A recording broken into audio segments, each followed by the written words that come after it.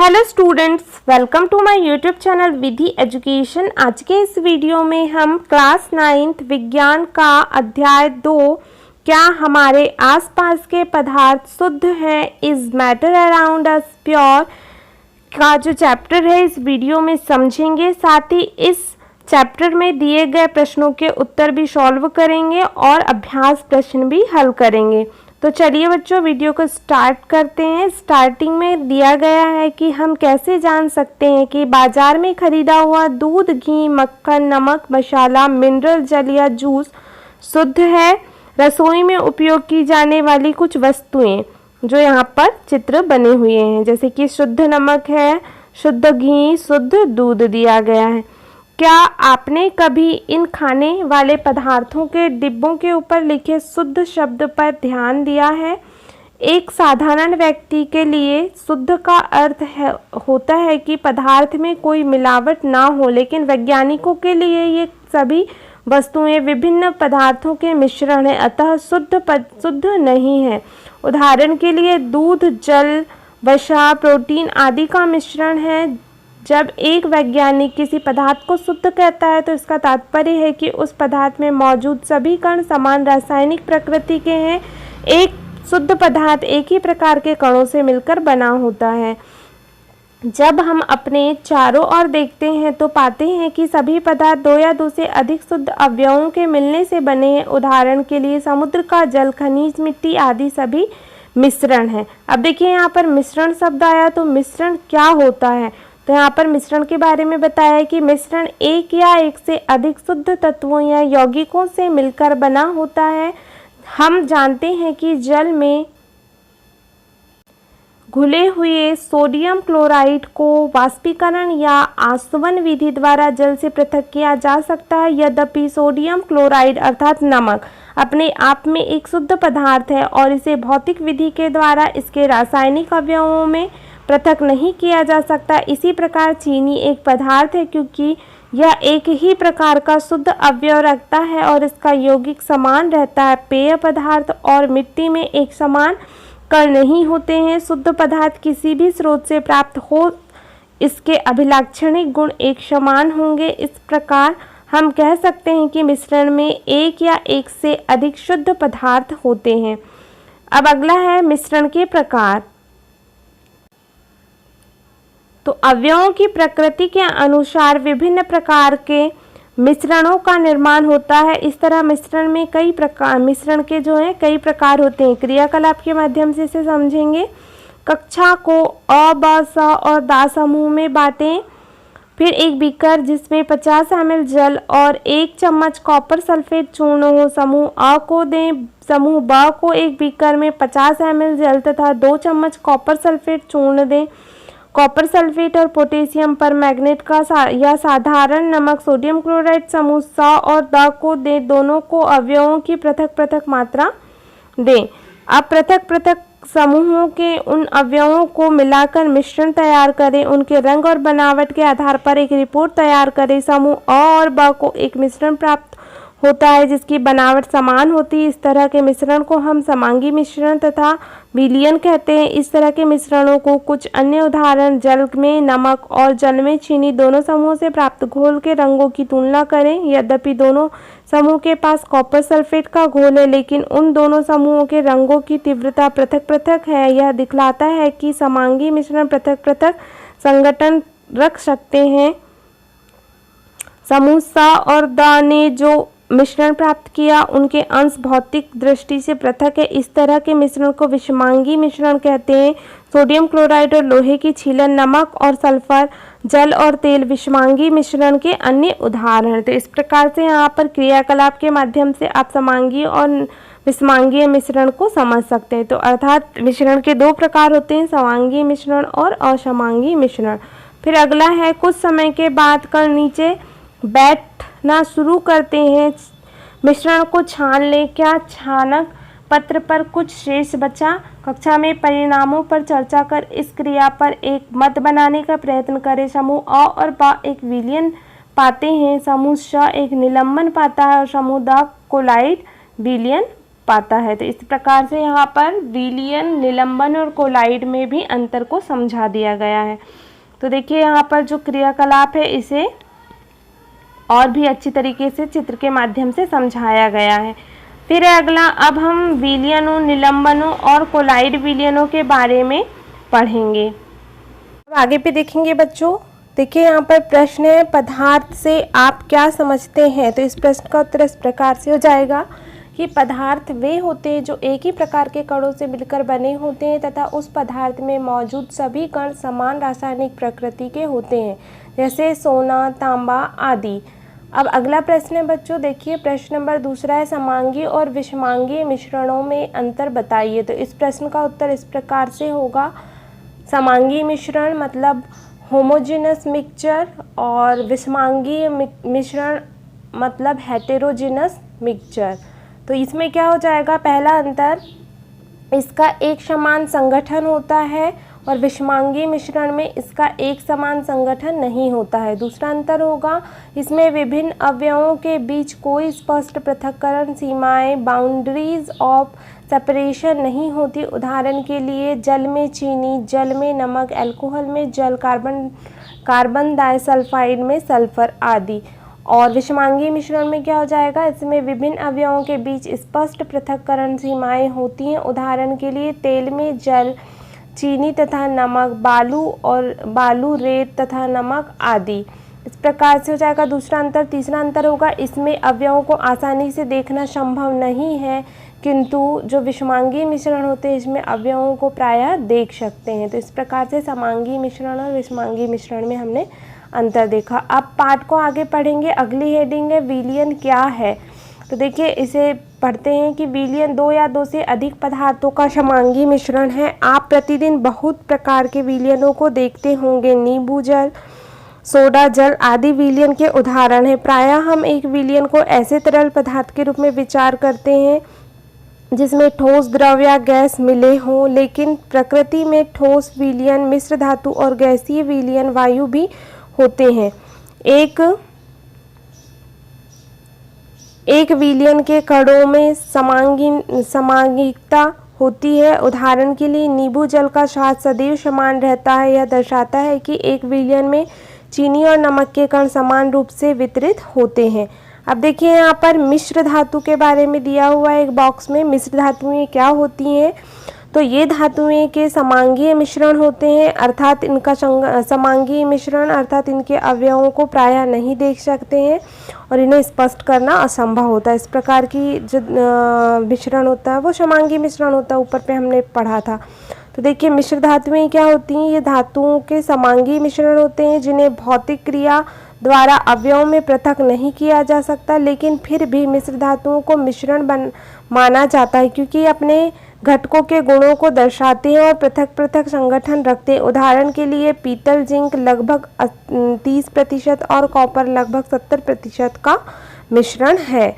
अब अगला है, किसी विलयन को दो भागों में विलायक और विलेय में बांटा जाता है। विलयन का वह घटक जिसकी मात्रा दूसरे से अधिक हो, मतलब दो पदार्थ या दो जो है अवयव मिलकर विलयन बना रहे जिसमें जो अधिक मात्रा में होगा वो विलयन क्या कहलाएगा, जिसकी अधिक मात्रा दूसरे से अधिक हो। विलयन का वह घटक जो दूसरे घटक को विलयन में मिलाता है उसे विलायक कहते हैं, और विलयन का वह घटक जो कम मात्रा में होता है और विलायक में घुला होता है उसे विलेय कहते हैं। अर्थात विलयन के दो घटक विलयन और विलायक, जो अधिक मात्रा में हो विलायक और जो कम मात्रा में हो वो विलेय कहलाएगा।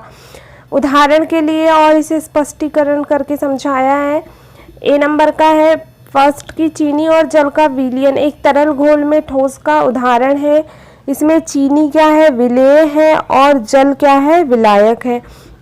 दूसरा वाला आयोडीन और अल्कोहल का विलयन जिसे टिंचर आयोडीन के नाम से जाना जाता है। इसमें आयोडीन क्या है, विलेय है, और अल्कोहल क्या है, विलायक है। फिर क्योंकि अल्कोहल ज़्यादा मात्रा में होगा, आयोडीन कम मात्रा में होगा, इसलिए वो विलायक कहलाएगा। फिर है वात युक्त पेय जैसे कि सोडा, जल, कोक इत्यादि तरल विलयन में गैस के रूप में है। इनमें कार्बन डाइऑक्साइड गैस विलेय है क्योंकि कम मात्रा में होती है, और जल क्या है, विलायक है। फिर है अगला चौथे नंबर का, वायु गैस में गैस का विलयन है। यह मुख्यतः दो घटकों ऑक्सीजन और नाइट्रोजन का समांगी मिश्रण है। नाइट्रोजन को वायु का विलायक कहा जाता है। वायु में दूसरी गैसें बहुत कम मात्रा में उपलब्ध होती हैं, इसलिए उन्हें क्या कहेंगे, विलेय कहेंगे। अब विलयन के गुण क्या होते हैं, बहुत इंपॉर्टेंट है, इसे ध्यानपूर्वक समझेंगे। विलयन एक समांगीय मिश्रण होता है। विलयन के कण व्यास में 1 नैनोमीटर, nm मतलब नैनोमीटर, या 10⁹ मीटर से भी छोटे होते हैं, इसलिए वे आँख से नहीं देखे जा सकते। तीसरा है कि अपने छोटे आकार के कारण विलयन के कण गुजर रही प्रकाश की किरण को फैलाते नहीं, इसलिए विलयन में प्रकाश का मार्ग दिखाई नहीं देता है। छानने की विधि द्वारा विलेय के कणों को विलयन में से पृथक नहीं किया जा सकता। विलयन को शांत छोड़ देने पर भी विलेय के कण नीचे नहीं बैठते हैं, अर्थात विलयन स्थायी है। अब विलयन की सांद्रता इसे पढ़ेंगे। तो क्रियाकलाप 2.2 में हमने देखा कि समूह अ और ब के, जो ऊपर हमने क्रियाकलाप देखा था उसके बारे में है। तो समूह अ और समूह ब के पास एक ही पदार्थ के विभिन्न आभाओं के रंगों के विलयन है। हम लोग जानते हैं कि विलयन में पृथक पृथक मात्रा में विलायक और विलेय पदार्थ होते हैं। विलयन में मौजूद विलेय पदार्थ की मात्रा के आधार पर इसे तनु, सांद्र या संतृप्त घोल कहा जा सकता है। तनु और सांद्र तुलनात्मक शब्द हैं। क्रियाकलाप 2.2 में समूह अ द्वारा प्राप्त विलयन समूह बा की तुलना में तनु है। अब क्रियाकलाप 2.3 है। दिया गया है कि दो पृथक पृथक बीकर लीजिए। बीकरों में 50 ml जल लेना है, 2 बीकर लेना है, 50-50 ml उनमें जल ले लेना है। एक बीकर में नमक और दूसरे में चीनी अथवा बेरियम क्लोराइड मिलाकर अच्छी तरह मिला ले। जल में क्या मिलाना है, नमक या चीनी, और दूसरे में चीनी और बेरियम क्लोराइड। जब विलेय पदार्थ और अधिक ना घुले तब 5 डिग्री सेल्सियस ताप बढ़ाने के लिए बीकर को गर्म करें और विलेय पदार्थ को पुनः मिलाना शुरू करें। क्या किसी दिए गए ताप पर चीनी, नमक अथवा बेरियम क्लोराइड की जल में घोली गई मात्राएं बराबर हैं? किसी निश्चित तापमान पर उतना ही विलेय पदार्थ घुल सकता है जितनी की विलयन की क्षमता होती है। दूसरे शब्दों में, दिए गए निश्चित तापमान पर यदि विलयन में विलेय पदार्थ नहीं घुलता है तो उसे संतृप्त विलयन कहते हैं। देखिए यहाँ पर संतृप्त विलयन की डेफिनेशन दी गई है कि यदि विलयन में विलेय पदार्थ नहीं घुलता है तो उसे संतृप्त विलयन कहते हैं, और विलेय पदार्थ की वह मात्रा जो उस ताप पर संतृप्त विलयन में उपस्थित है उसकी घुलनशीलता कहलाती है। यदि एक विलयन में विलेय पदार्थ की मात्रा संतृप्तता से कम है तो इसे असंतृप्त विलयन कहा जाता है। तो देखिए यहाँ पर उदाहरण के माध्यम से संतृप्त और असंतृप्त विलयन को समझाया गया है। यदि विलयन में विलेय पदार्थ की सांद्रता संतृप्त स्तर से कम हो तो उसे असंतृप्त विलयन कहते हैं। यदि आप किसी विशिष्ट ताप पर एक संतृप्त विलयन लें तथा उसे धीरे धीरे ठंडा करें तो क्या होगा? उपरोक्त किए गए क्रियाकलाप से हम कह सकते हैं कि दिए हुए एक निश्चित तापमान पर पृथक पृथक पदार्थों की विलयन क्षमता भिन्न भिन्न होती है। विलायक की मात्रा द्रव्यमान आयतन में घुले हुए विलेय पदार्थ की मात्रा को विलयन की सांद्रता कहते। तो बहुत इंपॉर्टेंट है विलयन की सांद्रता, परीक्षा में पूछा भी जा सकता है आपको ऑब्जेक्टिव में कि विलायक की मात्रा द्रव्यमान अथवा आयतन, है ना। विलायक की मात्रा में क्या जाएगा, द्रव्यमान और आयतन में घुले हुए विलेय पदार्थ की मात्रा को विलयन की सांद्रता कहते हैं। विलयन की सांद्रता को दर्शाने की बहुत सी विधियां हैं, लेकिन हम यहाँ सिर्फ 3 विधियों के बारे में चर्चा करेंगे। तो पहली विधि क्या हो गई, द्रव्यमान बटे विलयन की के द्रव्यमान प्रतिशत बराबर क्या हो जाएगा, द्रव्यमान या विलयन का द्रव्यमान प्रतिशत बराबर होता है विलेय पदार्थ का द्रव्यमान बटे विलयन का द्रव्यमान गुणा 100। फिर दूसरा आ जाएगा द्रव्यमान या विलयन के आयतन का प्रतिशत बराबर क्या हो जाएगा, विलेय पदार्थ का द्रव्यमान बटे विलयन का आयतन गुणा 100 हो जाएगा। फिर है अगला उदाहरण, यहाँ पर तीसरा जो विधि दी गई है वो है विलयन के आयतन या आयतन प्रतिशत बराबर हो जाएगा विलेय का आयतन बटे विलयन का आयतन गुणा 100। उदाहरण में दिया गया है, उदाहरण के द्वारा इसे सॉल्व करेंगे। उदाहरण है कि एक विलयन में 320 ग्राम विलायक जल में 40 ग्राम साधारण नमक विलेय है। विलयन की सांद्रता का परिकलन करें। इसे सॉल्व करेंगे।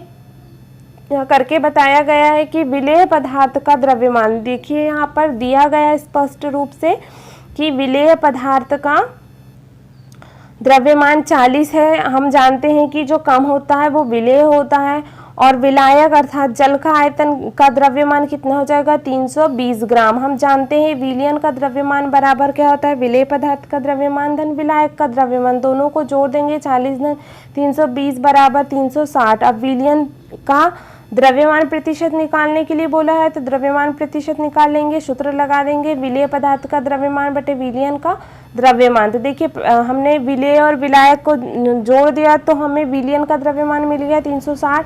तो विलेय पदार्थ का 40 बटे 360 गुणा 100 सॉल्व कर लेंगे, 1 0 से 1 0 कट जाएगा, 4 से काटेंगे 36 को, 9 बार कट जाएगा और 9 से फिर 100 को काट लेंगे तो यहाँ पर क्या हो जाएगा 11.1% उत्तर मिल जाएगा। अब अगली हेडिंग है निलंबन क्या है।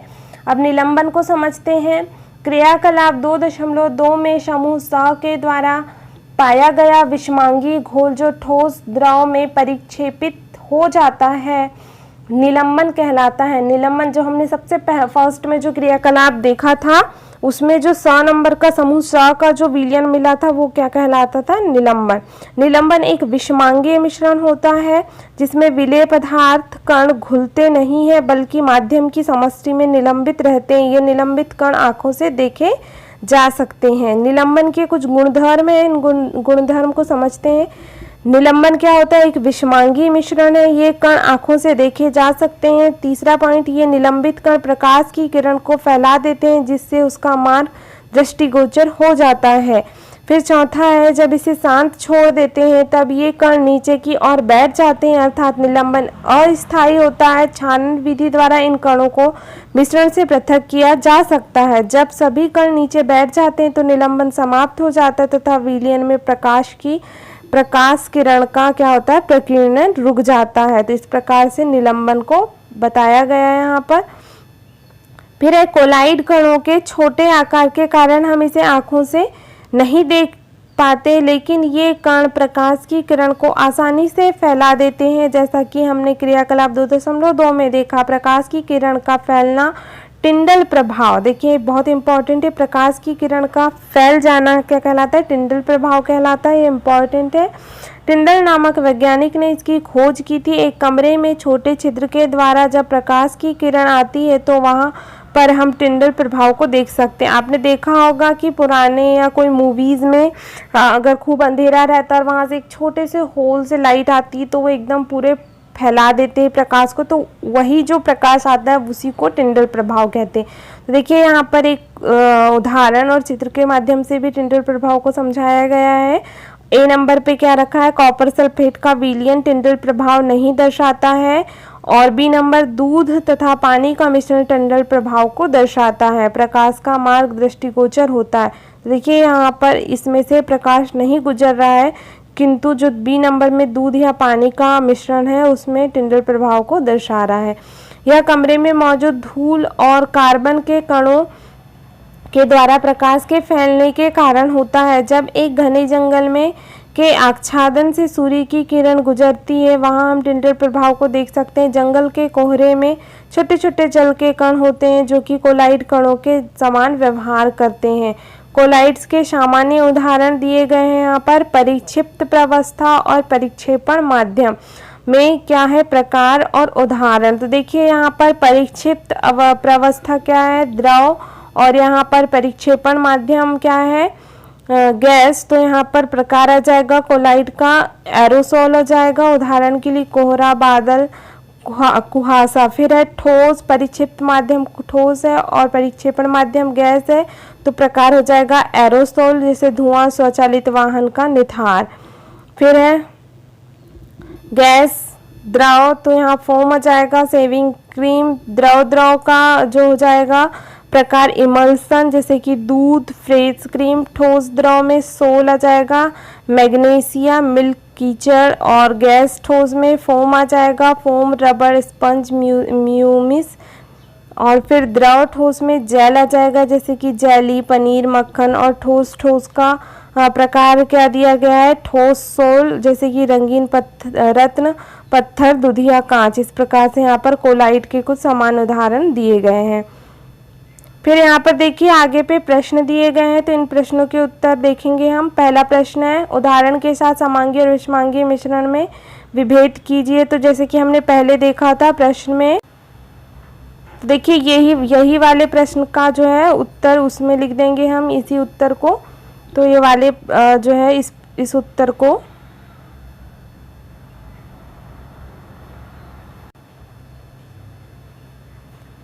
उत्तर को हम उस प्रश्न में लिख देंगे। अब अगला प्रश्न है, प्रश्न नंबर दूसरा, विलयन, निलंबन, कोलाइड एक दूसरे से किस प्रकार भिन्न है। तो इस प्रश्न का उत्तर कुछ इस प्रकार से कर लेंगे आप। विलयन एक कॉलम में लिख लेंगे, एक कॉलम में निलंबन और एक कॉलम में कोलाइड को लिख लेंगे। तो विलयन मतलब सॉल्यूशन।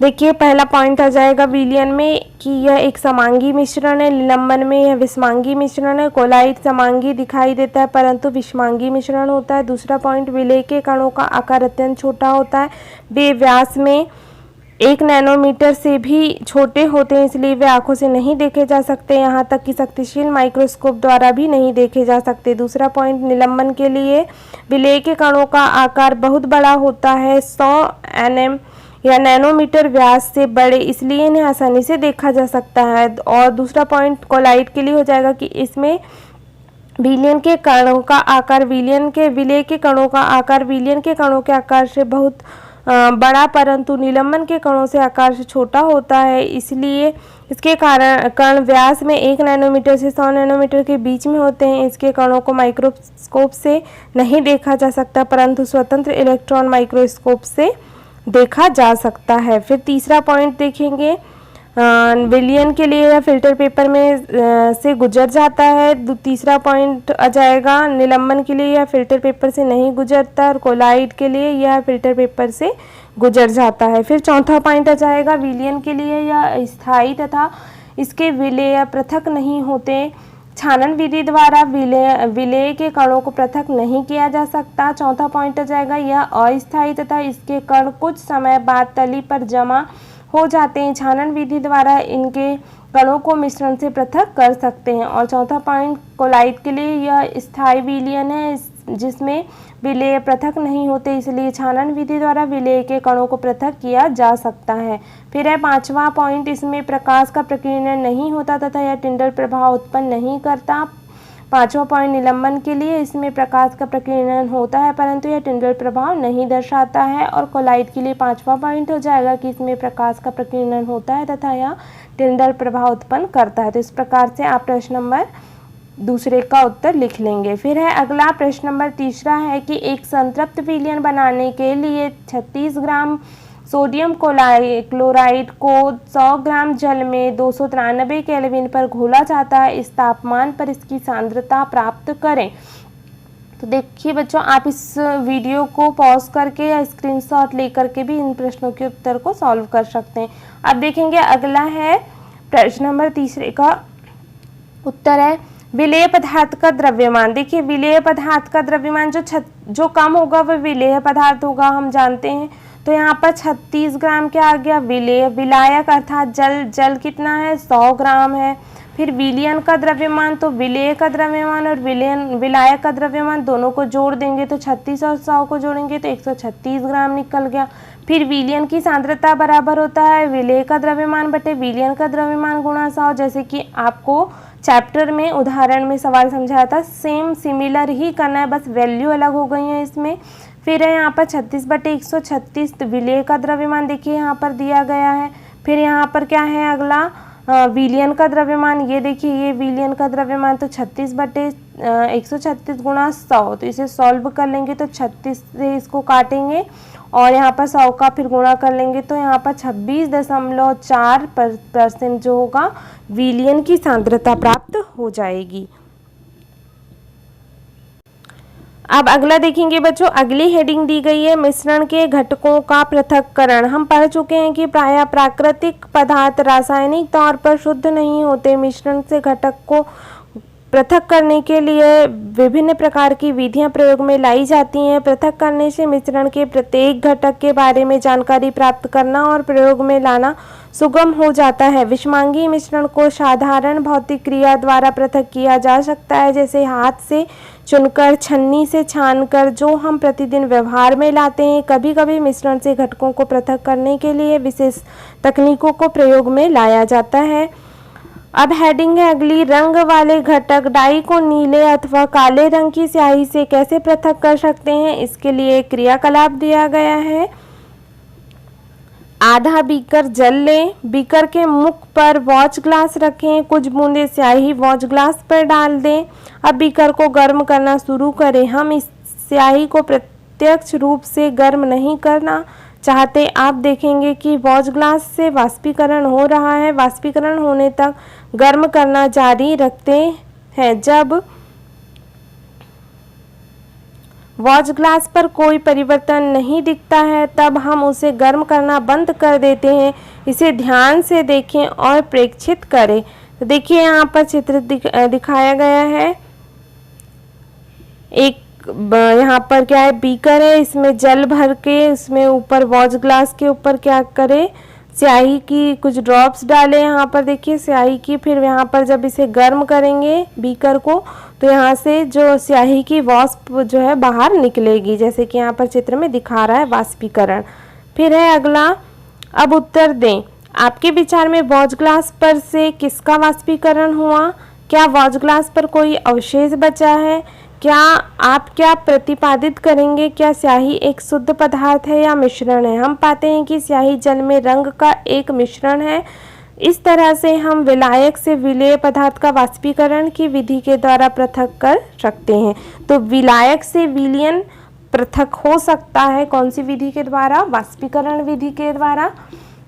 फिर है अगला, दूध से क्रीम को कैसे पृथक कर सकते हैं?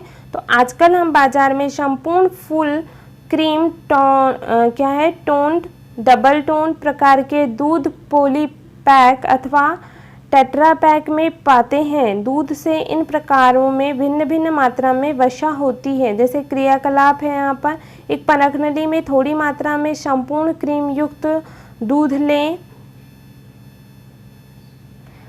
फिर है अपकेंद्रीय यंत्र या सेंट्रीफ्यूजिंग मशीन से इसे 2 मिनट तक अपकेंद्रित करें, अर्थात घुमाने वाला यंत्र।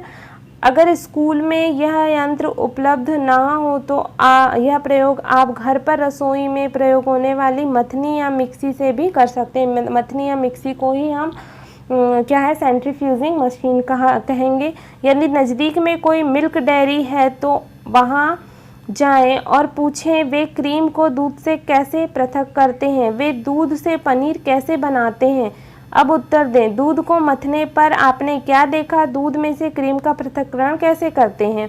तो कभी कभी द्रव में मौजूद कण इतने छोटे होते हैं कि ये छानक पत्र से बाहर निकल आते हैं और इन कणों को पृथक करने के लिए छानन विधि का प्रयोग नहीं किया जाता। ऐसे मिश्रणों को अपकेंद्रण के द्वारा पृथक किया जाता है। यह सिद्धांत के आधार पर जब इसे तेजी से घुमाया जाता है तब भारी कण नीचे बैठ जाते हैं और हल्के कण ऊपर की ओर रह जाते हैं। इस प्रकार से दूध में से क्रीम को पृथक किया जाता है। अनुप्रयोग है, जांच प्रयोगशाला में रक्त और मूत्र के जांच में इनका उपयोग किया जाता है। इस अपकेंद्रीय मशीन के द्वारा जो है क्रीम, दूध से क्रीम को अलग करने के लिए इसी प्रकार से अलग अलग अनुप्रयोग हैं इसके। जैसे डेयरी तथा घर में क्रीम से मक्खन निकालने की प्रक्रिया, कपड़े धोने की मशीन में भीगे हुए कपड़े से जल निचोड़ने में आदि। अगली हेडिंग है, 2 अघुलनशील द्रवों के मिश्रण को कैसे पृथक कर सकते हैं? तो इसके लिए भी क्रियाकलाप है। 2.6 आइए कीप के प्रयोग से मिट्टी के तेल कैरोसिन ऑयल को जल से पृथक करने का प्रयास करें। मिट्टी के तेल और जल के मिश्रण को एक पृथक्करण कीप में डालें। कुछ देर तक इसे शांत छोड़ दें ताकि जल तथा तेल की पृथक पृथक परत तैयार हो जाए। पृथक्करण कीप के स्टॉप कॉक को खोल दें और सावधानी पूर्वक नीचे वाले जल की परत को निकाल लें। जैसे ही तेल नीचे पहुँचे स्टॉप कॉक को बंद कर दें।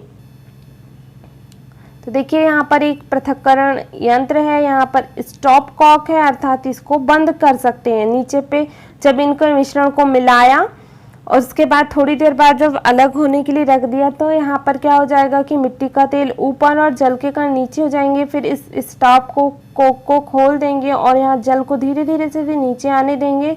जब ये यहाँ तक आ जाएगा और मिट्टी का तेल जैसे ही नीचे आने वाला रहेगा तो इस स्टॉप कॉक को बंद कर देंगे। तो अघुलनशील द्रवों का पृथक्करण इस प्रकार से करेंगे। इसमें और भी जो है पदार्थों का पृथक्करण किया जा सकता है, जैसे कि तेल तथा जल के अघुलनशील मिश्रण को पृथक करने में। फिर है दूसरा धातु शोधन में के दौरान लोहे को पृथक करने में। इस विधि के द्वारा हल्के स्लैग या धातुमल को ऊपर से हटा लिया जाता है तथा भारी जो है भट्टी की निचली सतह पर पिघला हुआ लोहा शेष रह जाता है। सिद्धांत के अनुसार आपस में नहीं मिलने वाले द्रव अपने घनत्व के अनुसार विभिन्न परतों में पृथक हो जाते हैं। तो इस प्रकार से अघुलनशील द्रवों को पृथक किया जा सकता है। फिर ये अगली हेडिंग, नमक तथा कपूर के मिश्रण को कैसे पृथक कर सकते हैं। तो पिछले अध्याय में हमने पढ़ा कि कपूर को गर्म करने पर वह ठोस अवस्था में से सीधे गैस अवस्था में जो है परिवर्तित हो जाती है। इस प्रकार उन मिश्रणों जिनमें ऊर्ध्वपातित हो सकने वाले अवयवों को ऊर्ध्वपातित न होने योग्य अशुद्धियाँ इस प्रकरण में नमक से पृथक करने के लिए ऊर्ध्वपातन प्रक्रिया का प्रयोग करते हैं। अमोनियम क्लोराइड, नैप्थलीन, एंथ्रासीन इत्यादि ऊर्ध्वपातित होने योग्य ठोस पदार्थों के कुछ उदाहरण हैं। तो देखिए कपूर के अलावा क्या क्या है, अमोनियम क्लोराइड, नैप्थलीन और एंथ्रासीन, ये क्या है ऊर्ध्वपातित होने वाले अर्थात सीधे ठोस से गैस में परिवर्तित होने वाले पदार्थ हैं। अब देखिए यहाँ पर इसके लिए पृथक्करण के लिए ऊर्ध्वपातन प्रक्रिया द्वारा कपूर तथा नमक का पृथक्करण कैसे कर सकते हैं। तो यहाँ पर एक बर्नर लेंगे, बीकर या बर्नर जो भी है उसे लेंगे और यहाँ पर क्या करेंगे, चीनी मिट्टी की प्याली लेंगे। फिर यहाँ पर नीचे पे और यहाँ अमोनियम क्लोराइड तथा नमक का मिश्रण यहाँ पर रखेंगे और अमोनियम क्लोराइड की वाष्प ऊपर चली जाएगी और ठोसीकृत अमोनियम क्लोराइड यहाँ पर जमा हो जाएगा। उल्टी रखी हुई कीप है और रुई का यहाँ पर प्लग ऊपर पे लगा देंगे और नीचे पे बर्नर जला देंगे। तो इस प्रकार से कपूर तथा नमक का पृथक्करण कर लेंगे। फिर है अगली हेडिंग है, क्या काली स्याही में डाई एक ही रंग है। तो क्रियाकलाप के द्वारा इसे समझेंगे। 2.7 क्रियाकलाप, छानक पत्र की एक पतली परत लें, इसके निचले किनारे से 3 सेंटीमीटर ऊपर पेंसिल से एक रेखा खींच लें। उस रेखा के बीच में जल में घुलनशील काली स्याही की एक बूंद रखें, इसे सूखने दें। जार, बीकर या परखनली में जल लें, उसमें इस छानक कागज को इस प्रकार रखें कि वह जल की सतह से ठीक ऊपर रहे, जैसा कि चित्र 2.8a में दर्शाया गया है। अब इसे शांत छोड़ दें। जैसे ही जल छानक पत्र पर ऊपर की ओर उठे, सावधानी पूर्वक देखें, अवलोकन को लिखें। तो देखिए क्रोमेटोग्राफी द्वारा काली स्याही में विद्यमान डाइयों का पृथक्करण यहाँ पर बताया गया है, चित्र के माध्यम से समझाया गया है। ए चित्र में दिया गया है स्याही का निशान, पेंसिल की खींची रेखा और छानक पत्र। फिर यहाँ पर बी नंबर पे यहाँ पर एक पात्र है जिसमें जल है, फिर स्याही का निशान लगाया गया है छानक पत्र पर। फिर जार के अंदर उस छानक पत्र को रखा गया, कागज की क्लिप और कांच की छां। तो इस प्रकार से यहाँ पर क्रोमेटोग्राफी द्वारा काली स्याही में विद्यमान डाइयों का पृथक्करण किया जा सकता है। अब उत्तर दे, जैसे जल ऊपर की ओर उठता है, आप छानक पत्र पर आपने क्या देखा। क्या आपने छानक पत्र के टुकड़े पर विभिन्न रंगों का अवलोकन किया। आपके मतानुसार रंग के स्थान का छानक पत्र ऊपर की ओर उठने का क्या कारण है। इस प्रकार से आप इन प्रश्नों के उत्तर दे सकते हैं। जो स्याही हमने प्रयोग की उसमें जल विलायक के रूप में तथा डाई विलेय के रूप में है। जैसे जल छानक पत्र पर ऊपर की दिशा की ओर अग्रसर होता है या डाई के कण को भी अपने साथ ले जाता है। प्रायः डाई 2 या 2 से अधिक रंगों का मिश्रण होता है। रंग वाला घटक जो कि जल में अधिक घुलनशील है तेजी से ऊपर उठता है और इस प्रकार रंगों का पृथक्करण संभव हो जाता है। मिश्रण से घटकों को पृथक करने की इस विधि को क्रोमेटोग्राफी मोस्ट IMP है, आपके एग्जाम में ये पूछ सकता है। क्रोमेटोग्राफी कहते हैं, ग्रीक में क्रोमा का अर्थ रंग होता है। इस विधि को सबसे पहले रंगों को पृथक करने में प्रयोग किया गया था, इसलिए इसका नाम क्रोमेटोग्राफी पड़ा। यह एक ऐसी विधि है जिसका प्रयोग उन विलेय पदार्थों को पृथक करने में होता है जो एक ही प्रकार के विलायक में घुले होते हैं। तकनीकी में विकास के साथ ही क्रोमेटोग्राफी में नई तकनीकों का विकास हुआ, जिसके बारे में आप उच्च कक्षाओं में पढ़ेंगे। अनुप्रयोग है, इनका प्रयोग और कहाँ कहाँ किया जाता है क्रोमेटोग्राफी का? डाई के रंगों को पृथक करने में, प्राकृतिक रंगों से पिगमेंट को पृथक करने में, रक्त से नशीले पदार्थों को पृथक करने में इसका प्रयोग किया जाता है। फिर अगला है 2.36 दो घुलनशील द्रवों के मिश्रण को कैसे पृथक कर सकते हैं। तो जो दो घुलनशील द्रव हैं अब उनको कैसे पृथक करेंगे, क्रियाकलाप फिर से देखेंगे। आइए हम एसीटोन और जल को उनके मिश्रण से पृथक करने का प्रयास करें। तो एसीटोन और जल जो है वो दो जो है घुलनशील द्रव है।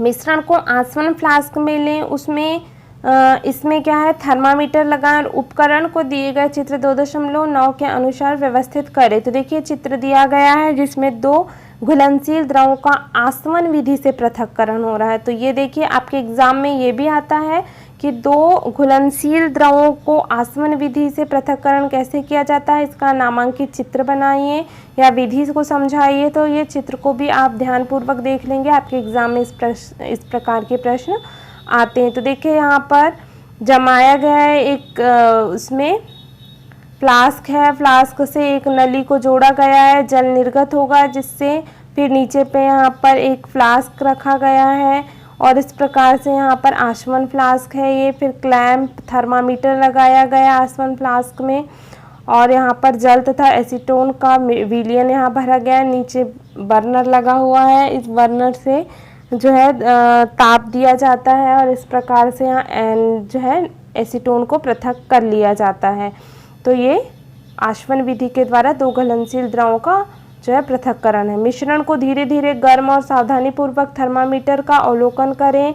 फिर एसीटोन वाष्पीकृत होता है तथा संघनित होकर संघनक द्वारा बाहर निकालने पर इसे बर्तन में एकत्रित किया जा सकता है और जल आसवन फ्लास्क में शेष रह जाता है। तो इस प्रकार से इसे अलग किया जाता है। अब उत्तर दे, जब आप मिश्रण को गर्म करना शुरू करते तब क्या अवलोकित करते हैं? कुछ समय के लिए किस तापमान पर थर्मामीटर का पाठ्यांक स्थिर हो जाता है? एसीटोन का क्वथनांक क्या है?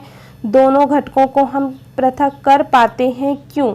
तो इस प्रकार से इस विधि को आसवन कहा जाता है। इसका उपयोग वैसे मिश्रण को पृथक करने में किया जाता है जो विघटित हुए बिना उबलते हैं तथा जिनके घटकों के क्वथनांकों के मध्य अधिक अंतराल होता है। दो या दो से अधिक घुलनशील द्रवों जिनके क्वथनांक का अंतर 25 केल्विन से कम होता है के मिश्रण को पृथक करने के लिए प्रभाजी आसवन का प्रयोग किया जाता है। उदाहरण के लिए वायु से विभिन्न गैसों का पृथक्करण तथा पेट्रोलियम उत्पादों से उनके विभिन्न घटकों का पृथक्करण।